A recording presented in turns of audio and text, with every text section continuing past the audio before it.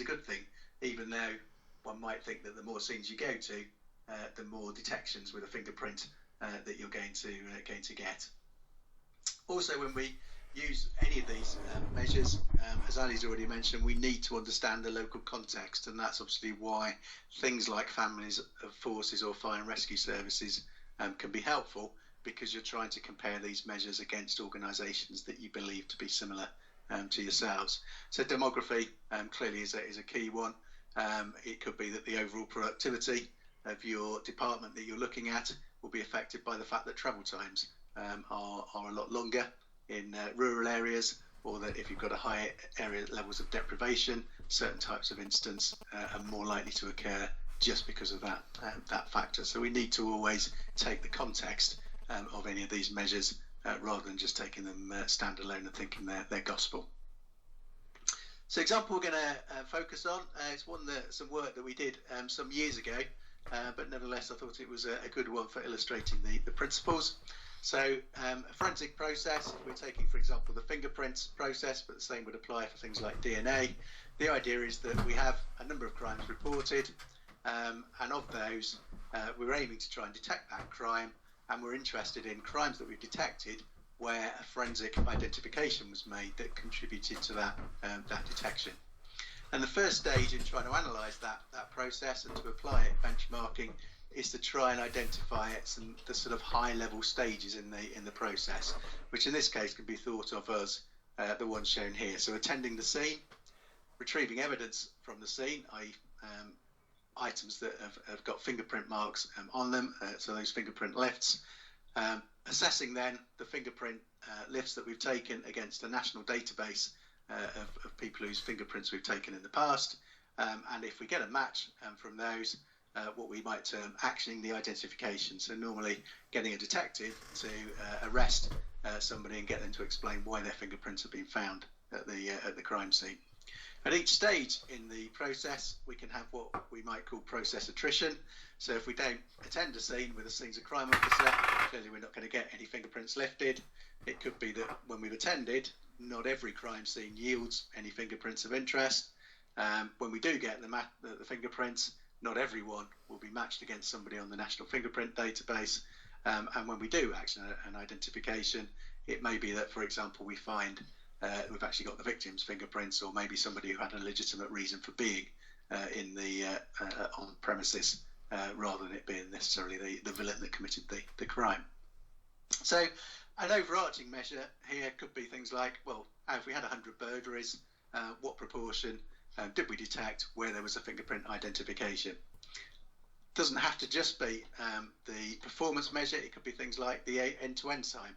So how long does it take from when a crime was reported to when we've actually arrested somebody and charged that person with that offence? That's an important measure in this context, because a lot of crimes are committed by quite a small number of people. If we can get those people locked up sooner, we can stop them from committing more crimes. Diagnostic measures clearly could be the rates of attrition at each of the process steps.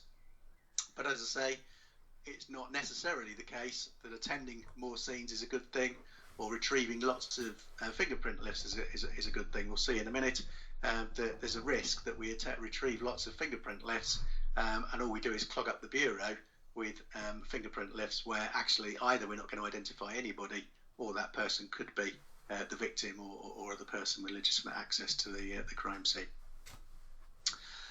Date stamping.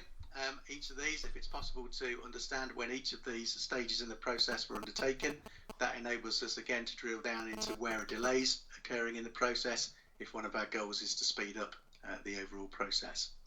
And also looking at the time spent at each stage of the process. It may well be the case that we don't record how long each stage in the process takes, but actually some simple ratios, such as, well, let's divide the number of crimes attended by the number of SOCOs we've got, will give us a measure of productivity. And certainly when we did this work a while back on a national level, there was a huge variance which couldn't all be explained by differences in geography and travel times to incidents. Things like tasking processes varying from having people booking appointments at the first point of contact as against ones where crimes were referred into the SOCO department, and they would spend half a shift trying to make their next batch of appointments before they actually got on the road to attending scenes. So simple benchmark measures like that can identify opportunities to improve productivity as well. Just a couple of charts with some outputs, again suitably anonymised. So this overarching measure is the number of fingerprint led detections per 100 crimes for domestic burglary in a particular year of data. What we can see is at the top end, I'm pretty sure this was North Wales actually, so it's interesting they've flagged up as an outlier twice in this presentation. So they were recording at the time 8.1, whereas the force with the lowest number of forensic led detections for burglary was only getting 1.5 per 100 crimes. So again, if I was one of these forces in red at the bottom, I'd at least want to satisfy myself that there was good reason why I wasn't getting as much contribution from my scientific services department as some of these forces at this end of the spectrum.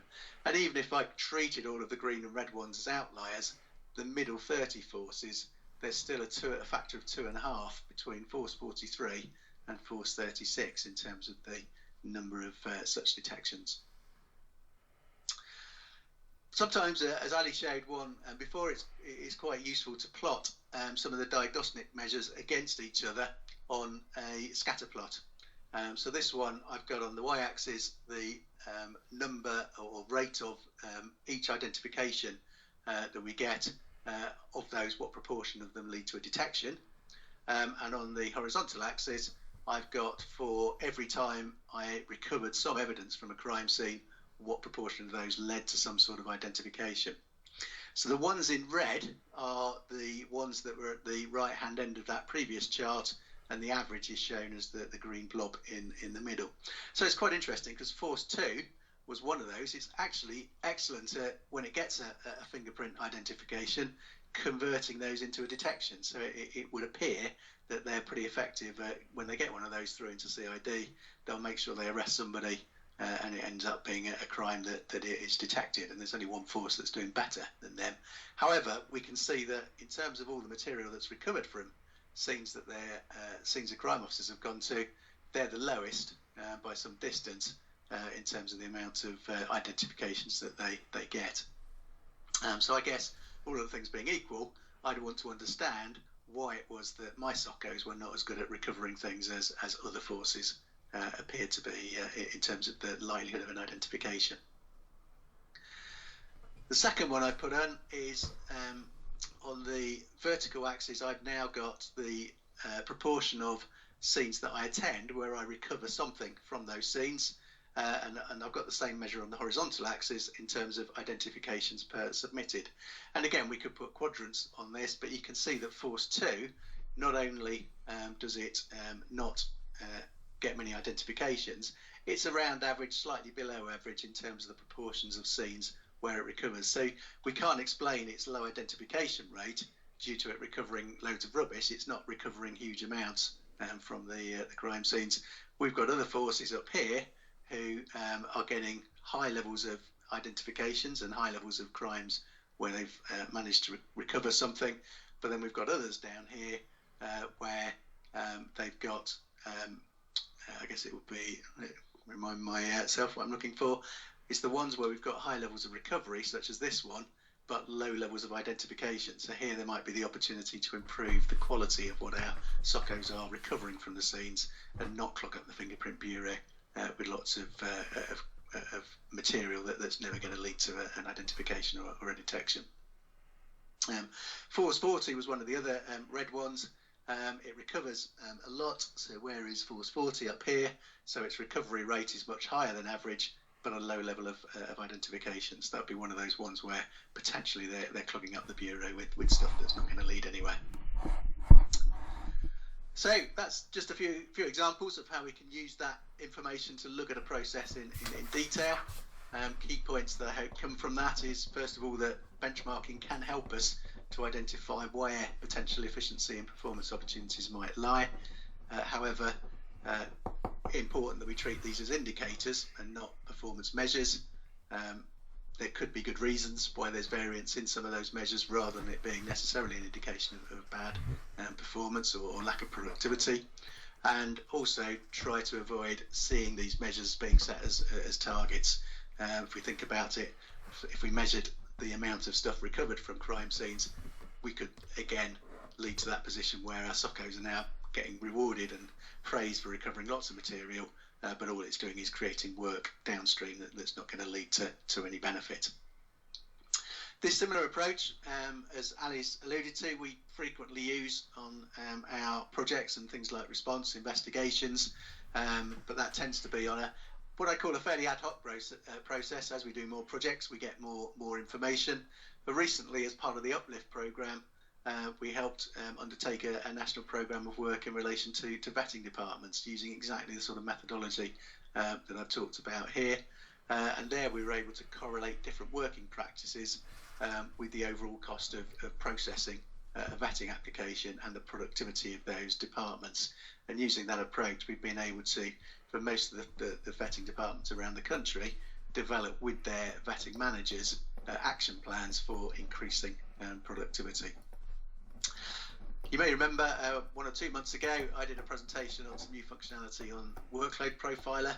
So we're using that to standardise some of our historical models of investigations, creating some template investigation models which would enable us to produce a more formal and structured benchmarking approach for things like investigation process times and detection rates, etc.